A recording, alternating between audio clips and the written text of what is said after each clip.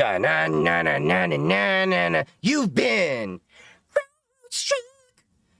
So, as everyone is probably aware by now, we had global outages that were due to a piece of software and security called Crowdstrike. Microsoft, of course, was, pointing fingers at CrowdStrike, and for a little while, CrowdStrike was pointing fingers at Microsoft, and then recently, they kind of backpedaled and said, yeah, there's kind of an issue there. So basically what happened, and we're still waiting for the root cause analysis as of when I'm recording this video. So to be clear, some facts may change, and if they do, I hope to issue updates in the near future. But with that being said, it looks like specifically to the Windows agents, because they do supply software for Mac and Linux as well, that they pushed a signature or definition update. That's what it's looking like. We're still piecing it together. That may have affected the CrowdStrike usage of Windows file channels. And that then caused blue screen of dooms, or some people call them blue screens of death, but I like to call them blue screen of dooms because I think it sounds cooler, like Indiana Jones' Temple of Doom. Yeah. Anyway, before I go down that ADHD tangent, with that being said, the solution that some people were at Microsoft were saying was just reboot your computer 15 times. Yeah, that didn't really guarantee a fix. Your guaranteed fix was you had to boot into safe mode and then delete a bunch of files. I forget what specifically ones they were, but you can probably look that up anywhere. Some sys files that basically were, from my understanding, kernel drivers that were dealing with how these file channels worked and everything. Once you did that, it would work. And I know a lot of people out there like, well, you just boot into safe mode. That's not a big deal. You've not worked in an enterprise. So let me explain this to you, because we've been having to deal with this all day. What that effectively means is we had a few hundred machines, workstations, that were having these blue screens of doom. And then we had a few hundred servers that had these blue screens of doom. We have to call all of these end users so that we can guide them through how to boot their computer into safe mode, and then walk them through the command prompt steps to be able to remove the files that they need. But the added step is, of course, any self-respecting enterprise with Windows is deploying them with BitLocker, which is allowing for encryption at rest. So, of course, then you have to give them the key. And for those of you not aware, in an enterprise setup that is doing things properly, especially if you have it connected with Intune and such like that, the BitLocker key is going to rotate every time they log in. So you have to pull that key and give that to the user. And hopefully they type everything in. And if you're thinking that's not a big deal, like I said, do that several hundred times and pretend it's your grandmother. These are not very technical people that you're talking to very often, and very often they've never touched a command prompt. They probably didn't even know safe mode existed in the first place. So you're doing all of these things to get them back up and running. So, of course, that's a whole stop the presses kind of moment, and that's why it took a lot of these organizations so long to get everything back up and running. Needless to say, in servers, that's a big deal as well, if you're doing on-premise, things like that. And you can't always push a GPO update, especially since we have a lot of work from home people, because a lot of people, like I said, are doing Intune and things like that, and if they can't connect to the internet to pull the policy, then they can't do the thing. Neither here nor there. Let's continue on into the fact that the CrowdStrike CEO had the audacity to say that this is not a security incident. Is he not aware of the CIA triad? And before y'all put your tinfoil hat on and thinking of the Central Intelligence Agency, no. In cybersecurity, the CIA triad is confidentiality, integrity, and availability. If one of those three things are compromised, you have a security incident. Confidentiality, that wasn't touched. Integrity of the files and stuff, that wasn't touched, so it wasn't that, but it was affecting availability. So therefore, it is a security incident. I know he's trying to say that to the non-technical people out there to, be like, no, this wasn't a cyber act or anything, but he should be clear that this is a security incident.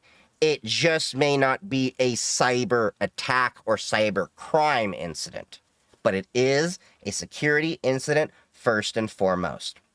Now, in regards to the whole thing that's going on with this is a huge example of why security companies, well, not just security companies, every company needs to heavily test when they put things into production.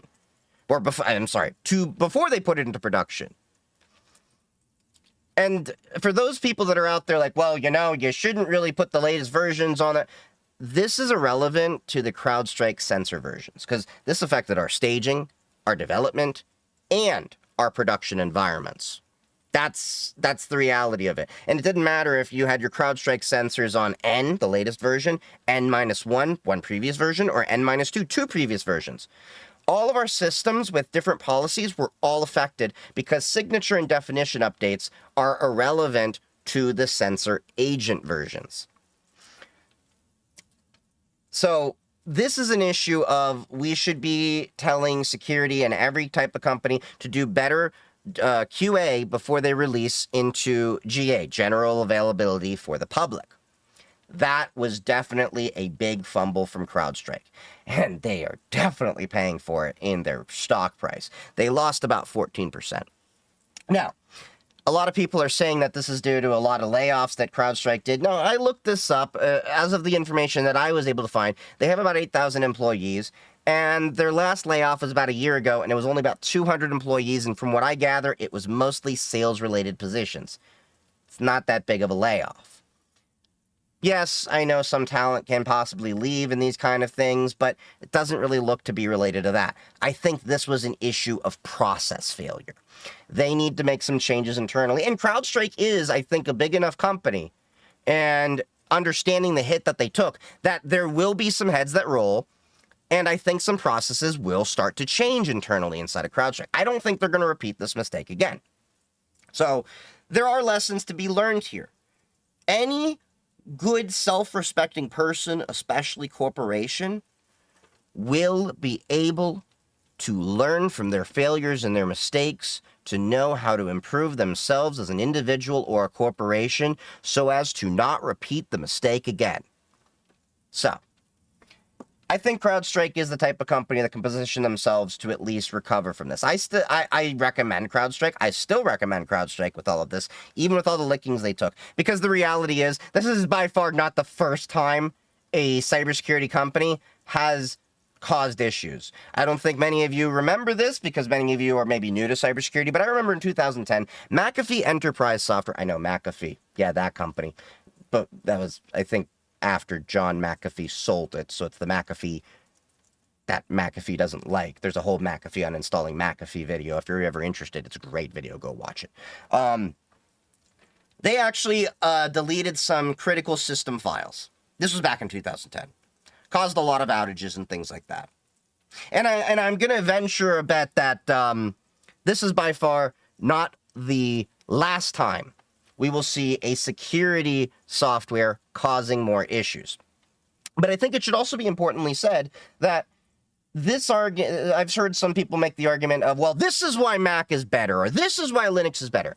Listen to the guy who uses Linux daily, loves gaming on Linux, and would use Linux for everything over Windows when possible.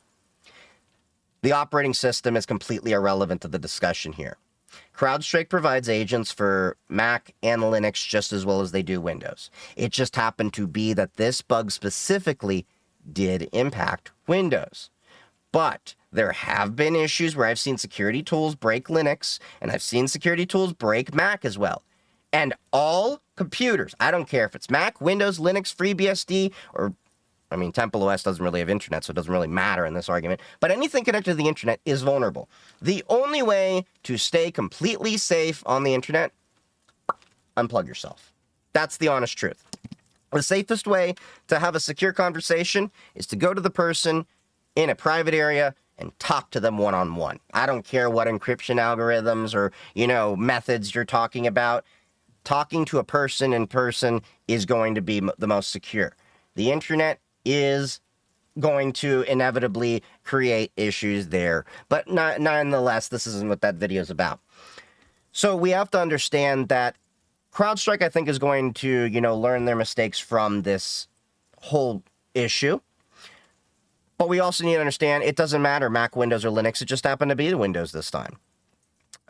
I also think that this is a good example of how companies need to better do QA on all their softwares. So let this be a lesson. don't follow the Crowdstrike and released the Touchgrass Friday update, as many people have coined it. By God, the memes have been glorious over on Mastodon. But anyway, thank you all for joining me. Happy hacking, and I will see you all soon. Make sure to follow me on TikTok, Twitch, and all the other content places as well, and Mastodon, of course. Thank you all. Happy hacking. See you around.